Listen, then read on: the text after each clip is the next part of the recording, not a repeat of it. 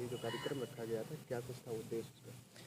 हाँ, उद्देश्य यह है, उनके मन में भी आदरणीय राहुल गांधी जी के प्रति अच्छे भाव हैं और उन भाव को उन्होंने व्यक्त किया आदरणीय हमारे प्रांतीय अध्यक्ष दुबे जी के सामने। तो उन्होंने ये तय किया कि आप लोगों के बीच में बैठ कर के एक साथ सबको एक टॉपिक जो दिया गया है, उस टॉपिक पे आपके क्या क्या विचार हैं, उन विचारों को आप लिख कर के हमें सबमिट करेंगे। तो हमें लगेगा कि आपके अलग अलग किन बच्चों के क्या क्या विचार हैं। उन विचारों को जानने के लिए एक निबंध प्रतियोगिता है। निबंध में हमेशा व्यक्ति की अभिव्यक्ति होती है, विचार होते हैं, वो निकल के बाहर आते हैं। ये कार्यक्रम वही कार्यक्रम था। भारत जोड़ो यात्रा, अब हाथ से हाथ जोड़ो यात्रा, जी। क्या लगता है इसकी शुरुआत हो चुकी है उत्तर प्रदेश में? और पूरे देश में 26 जनवरी को ये लॉन्चिंग होगी और तैयारियां तो पूरे देश में हो गई। उत्तर प्रदेश भी कहीं तैयारी से पीछे नहीं है।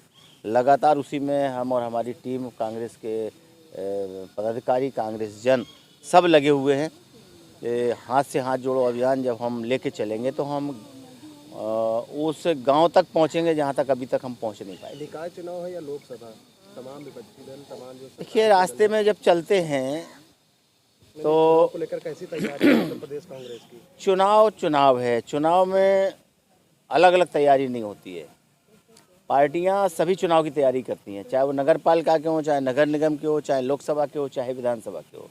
तैयारियां समूची होती हैं और वही एक तरीका होता है तैयारी करने का कि जनता के बीच में जाएं। भारत जोड़ो यात्रा के बाद कितना समर्थन उत्तर प्रदेश में, मेरा सवाल ये चुनाव को लेकर? भारत जोड़ो यात्रा से और चुनाव से कोई बहुत ज़्यादा रिलेशन नहीं है। भारत जोड़ो यात्रा अलग मुद्दों पे है। देश के अंदर जिस तरीके की नफ़रत फैलाई जा रही उसको लेकर के, देश के अंदर महंगाई है, देश के अंदर बेरोजगारी है, गलत जीएसटी है, दूध जैसे पेय पदार्थ पर जो जीएसटी लगाई गई, इन सारी बातों को लेकर, इन मुद्दों को लेकर के आदरणीय राहुल गांधी जी ने जब सदन में इस पर चर्चा करानी चाहिए तो ये सरकार सदन से चर्चा करने से भागी।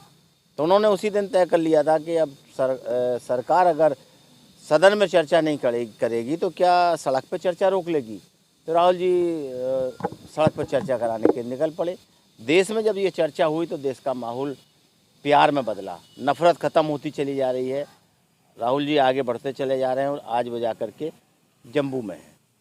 जम्मू कश्मीर में आपका 30 तारीख को इस यात्रा का समापन होगा और इसके बाद जो हम देख रहे हैं तमाम राज्यों से जो खबरें आ रही हैं, राहुल जी के साथ एक बड़ा हुजूम देश में अन्याय, अत्याचार, बेरोजगारी, महंगाई को ख़त्म करने के लिए राहुल जी के साथ चल पड़ा है। खबरी जी, ये बताइए, आप राहुल जी डर के बारे में बार बार बोलते हैं। भारत जोड़ो यात्रा में उन्होंने हर बार डर को पर्सोनीफाई किया है। तो आप डर को कैसे देखते हैं एज अ कांग्रेस पर्सन, और क्या जो मौजूदा स्थिति है उसमें कांग्रेस इस डर को कैसे? नहीं, उन्होंने राहुल जी ने ये कहा है कि सरकार कितने भी अन्याय अत्याचार करे, डरना नहीं है।